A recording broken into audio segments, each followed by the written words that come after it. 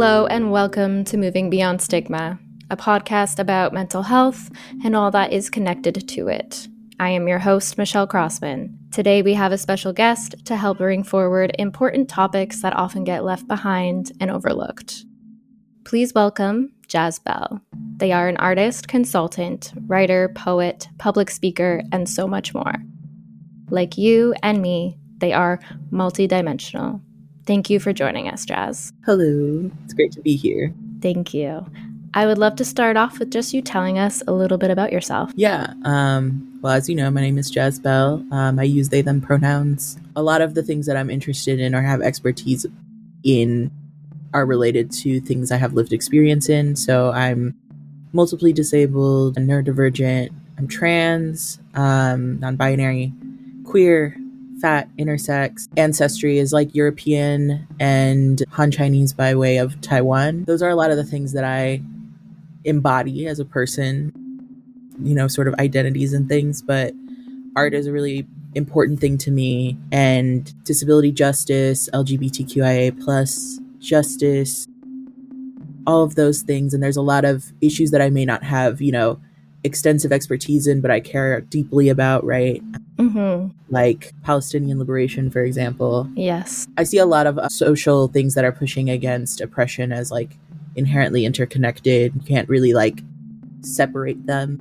Mm-hmm. I think my own experiences with like understanding oppression really started in medical spaces, and as a child just spending a lot of time in medical spaces and then later in psychiatric spaces, and seeing how just not for me those spaces were. And I don't really think they're for anyone, to be honest, but I think especially for people on the margins, it becomes like really apparent in, you have a really embodied sense of like things are not fair and yes, this like shouldn't be like this.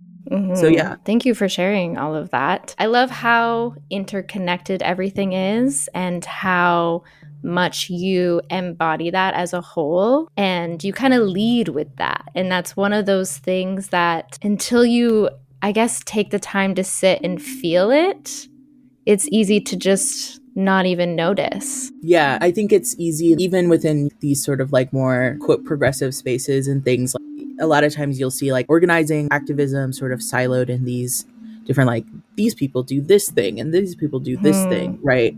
And I think for me, I found that a little off-putting because I have so many different experiences. Kimberly Crenshaw is the person who started, I think coined the term, but might have popularized the term intersectionality. And specifically, she was talking about what it means for Black women to be in like a court of law, and how Black women are not just experiencing discrimination against Black people plus discrimination against women. They're experiencing like a whole different kind of, it's a very unique experience. It's not just like an addition of those things, right? And so, I don't have that same experience, but I do have experiences of, for example, being in a disability space where they're homophobic, or being in a queer space where there's no thought to accessibility, or vice versa, right? Mm-hmm. So sometimes when we silo those things off as if they're all like separate identities and not just like parts of what makes a whole person, we can overlook the point,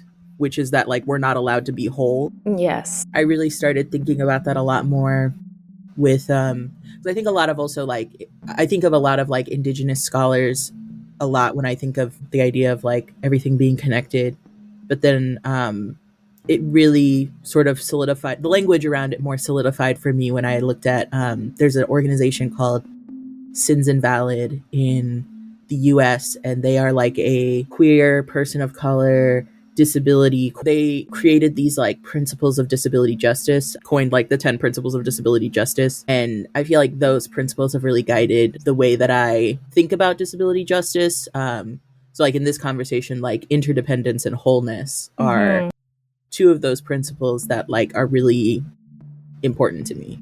That's very beautiful to have, I guess, just those outline that was created to have something that is there for you, that is tangible, that you can look towards and learn from, and then take into your everyday life and share with your everyday life and grow from that. I think that's one thing that is just missing all around in a lot of different communities and spaces is just having that overall awareness and empathy and want of justice instead of just, oh, but it just has always been that way, or it is what it is. Like, no, there is ways to do it in a way that can be beneficial for everyone. There is ways to do it in a way that can show care for everyone instead of shame or just not getting what they need, like basic human needs. Definitely. I guess like through disability and also ableism, which I see as encompassing of some other things like, you know, like I really just learn a lot about people's needs and about what it means to be human. And I think a lot of people want, for lack of a better term, like outrun their mortality or the inevitability of disability instead of learning to live with it and learning to like accept, not just like accept it in others, but also just like seeing that as like, that's just how humans work. There's no, I feel like the abled person is a myth, right? Yeah, absolutely. I can see that. Like, I've never met a person who didn't have like at least some lower back pain or something, you know? Yeah. Part of why I really do feel like disability justice makes it better for everyone, because it's like, even if you don't experience stuff now, you will. I don't know. It's like, even if you never become disabled, like this idea of what disabled is, stairs are bad for everyone's lower back.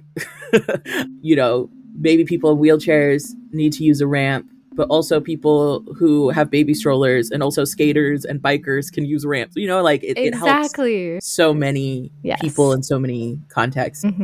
If we just spent just a little bit more energy just really paying attention to just human needs, like you said, it would make such a difference in the quality of life in so many. And then that constant fight that so many people have could be lessened, and then they could put that energy towards something else like joy, something that brings fun into their life. Yeah, and it's really interesting because I do feel like a lot of people cheat themselves on joy and peace by like trying to outrun the inevitable. Yes. It's stuff that I really wish that was even like taught more in schools. Like, how can humans exist? What kinds of humans exist? I am kind of against this idea of like, there are disabled people and not disabled people. I feel like everyone has needs, and some needs are taken more seriously than other people's needs. I do think that there's like a hierarchy of disability and like what needs are considered real or what people's bodies are considered valuable. Like, I think people sometimes look at me and they're like, oh, you're the disabled person. I'm like, I'm not the disabled person. I am a disabled person. One of many. Yeah. And like,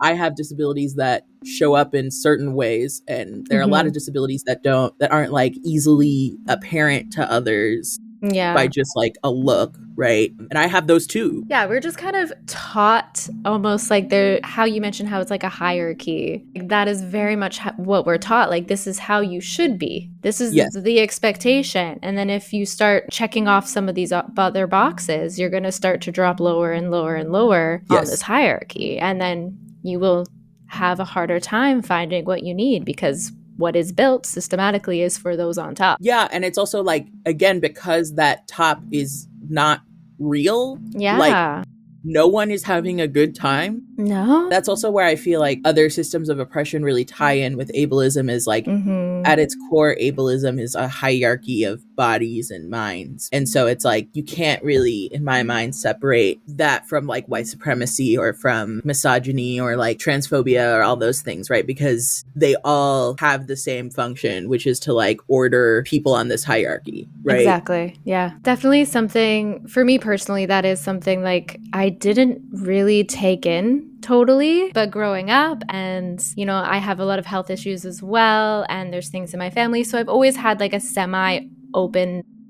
mindset to a lot, and I had some front row experience within medical system and just being very like brushed off constantly because of expectations and just assumptions. You know, the older that I got, the more that I grew, and I just really started paying more attention. And I was like, okay, well, like if I'm experiencing this and this and this, what is everybody else experiencing as well? Yeah. And then it took time to like really step back and be like, this is a gigantic issue. I do feel like disability is one of those things also that where it's like, okay, with a lot of marginalized groups, you can't just like snap your fingers and become a member. Despite what Rachel Dolezal would have you think, you can't just become Black. You can't just, decide one day, usually to be queer, right? Mm-hmm. But you can become disabled. Yes. Through trauma, a car accident, through Yep. just like, sometimes you just wake up and you never feel the same again, just as aging as a process, right? Exactly. Disability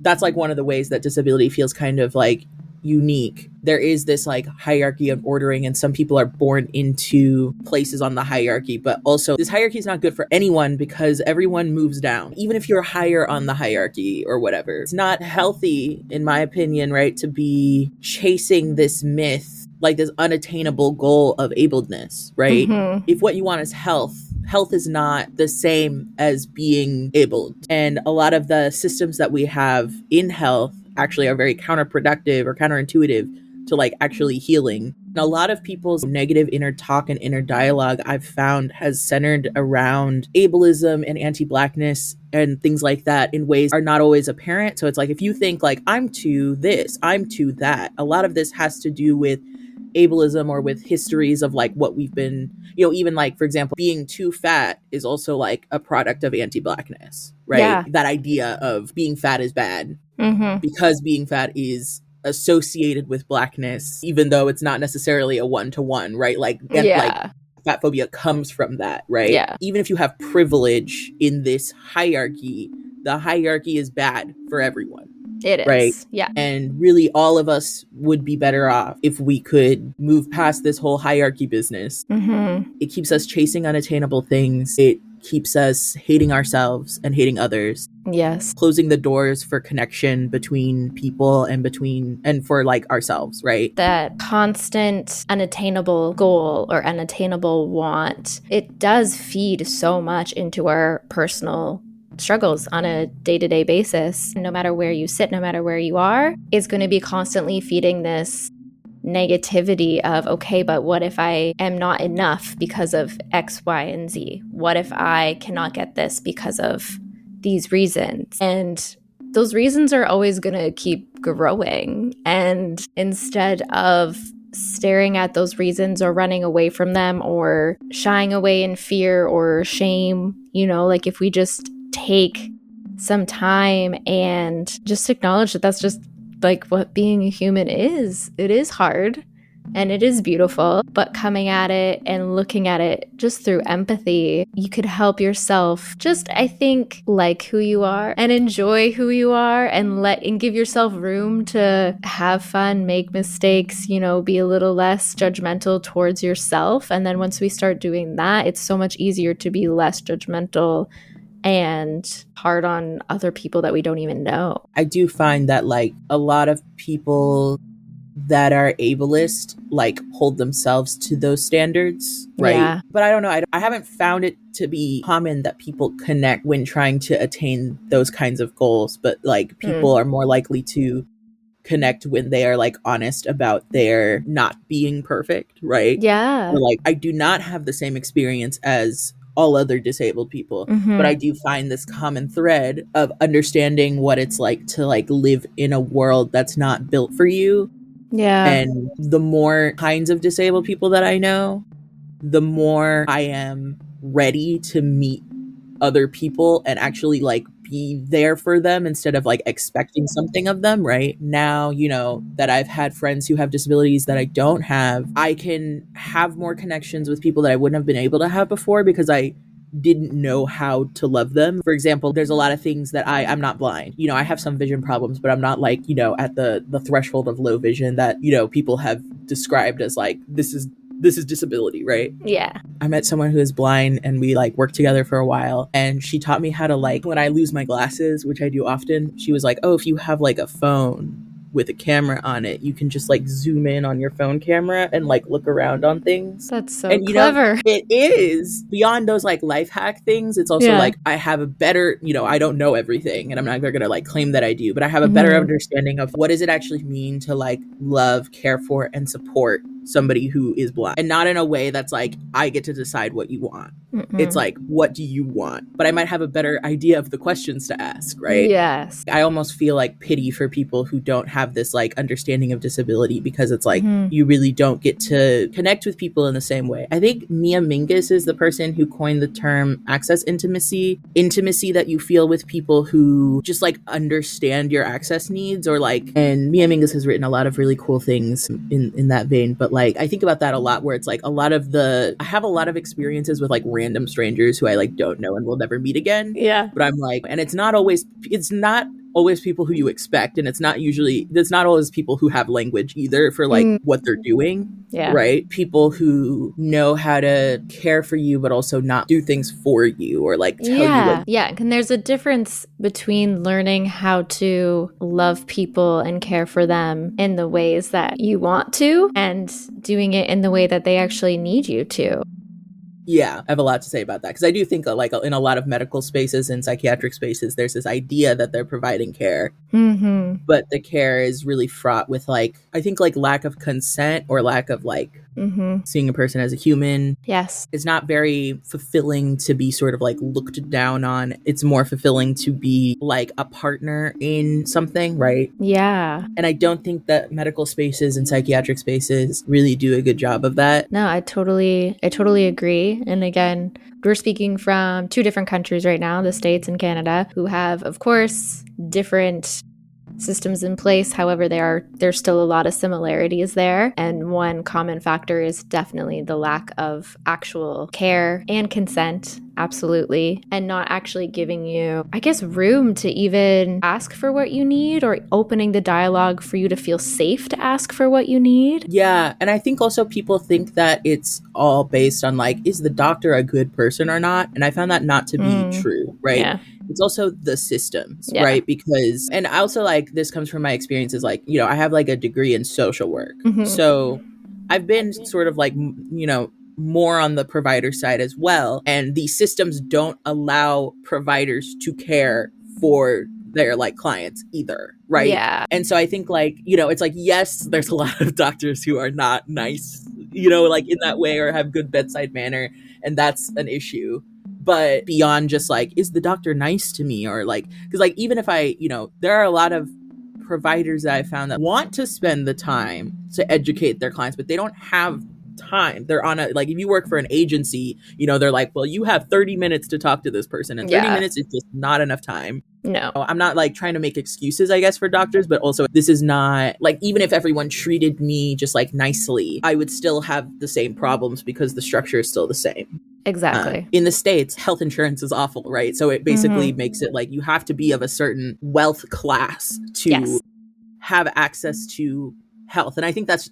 probably true in Canada in a different way as well. Different systems, but the same outcome, right? Yeah. I think a lot of people think like, oh, like it's just, things are just not totally right, so you just need to tweak a few things. But I also feel like people overlook the fact that a lot of these systems were actually like never designed with health in mind, right? Exactly. Like a lot of these systems are, and I know that this is something that the US and Canada has in common, is just like the history of using the psychiatric system to basically screw over Indigenous people. Yes. That's why, like in the US and Canada, certain things like, you know, seeing things or hearing things is so stigmatized in a way that it didn't used to be, right?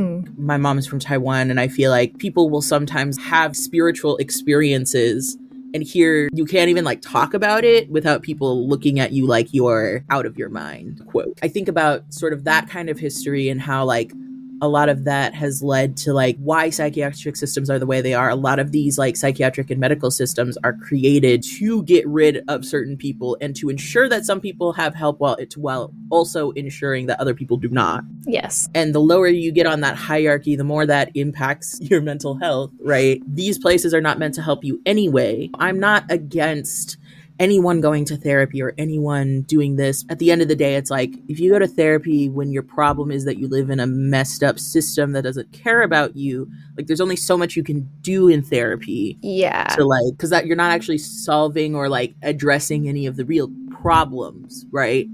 You're just learning how to live in those problems instead of like working through them at all, right? Yeah. I don't know. I think a lot about how like my experiences of being disabled, like I think a lot of my mental health stuff stemmed from this, like these experiences of being mistreated or neglected or ignored in medical spaces and the broader public. And like I know in the US there's this like history of it's like a collection of laws called the ugly laws, which basically it's not like one law, it's different kinds of laws all over the place that made it that would either like fine you or jail you or whatever for being like unsightly in public.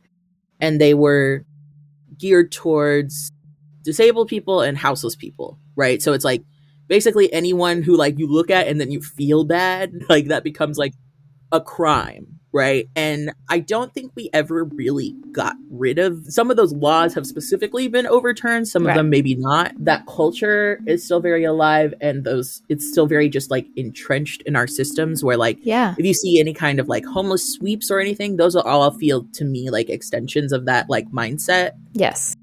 Where it's like, we don't want to see you. We don't want to like see the problem. As long as we can't see the problem, it doesn't exist. I also feel like that's the logic behind a lot of like incarceration, like putting people in jails and prisons and psychiatric institutions and nursing homes, things like that, where it's like, we just don't want to see we don't want to like have to deal with this. Yeah. If people are talking about mental health, but they're not talking about things like that, I always kind of am like, I don't know if I'm really aligned with that. A lot of people will talk about like suicide prevention. Suicide prevention is housing. Exactly. And suicide prevention is accessibility. It's so much more than just like, making a Facebook post that's like, make sure you call the suicide hotline if you feel bad, right? Like, that's not really like that's not really doing what people, I there's like good intentions, I think, but for a lot of people, but that's not really doing what people actually need. Yeah. That's one thing that really, I like get that little fire in my belly feeling.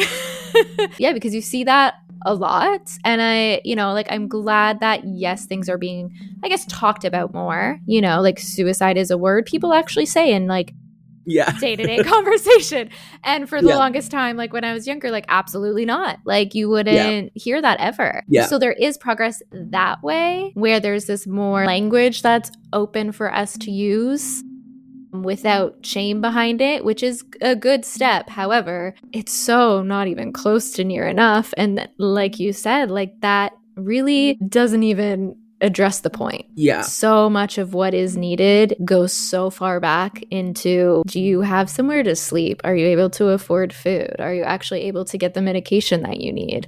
Do you actually have a support system? Or is all of these things piled up against you? Yeah. I think a lot, even like with, COVID still being a thing. Yes. And in Texas, it's not like officially in the legislature at the moment, but there's like pushes to have like a mask ban in Texas. These kinds of things isolate people. And so we talk about mental health and how like, I think it's well known within most mental health spaces that social connection and social support are like vital to someone's mental health. Yeah. But then when spaces are not accessible, when no one around seems to care about like the literal lives of people, right? Like, so it's like sort of, it reminds me of like people's general refusal as a whole to like wear masks or to just really even engage in any kind of protective measures around that. A lot of the mental health stuff that I experienced growing up was closely tied with like just being isolated all the time, right? Where it's like, okay, if people in my class or something would go do a thing, it probably wouldn't be accessible for me, right? And I've been kind of in and out of a wheelchair throughout my life, so there's just like some times where a curb is the difference between me getting social connection and not. It's very clear that like accessible infrastructure, things like that, are not a priority. Like when you're moving with a group of people with different kinds of disabilities, you realize really quick how difficult it is to move through the world together. Thank you so much, Jazz, for being here. And thank you again to all of the listeners for joining in. And once again, this is Moving Beyond Stigma.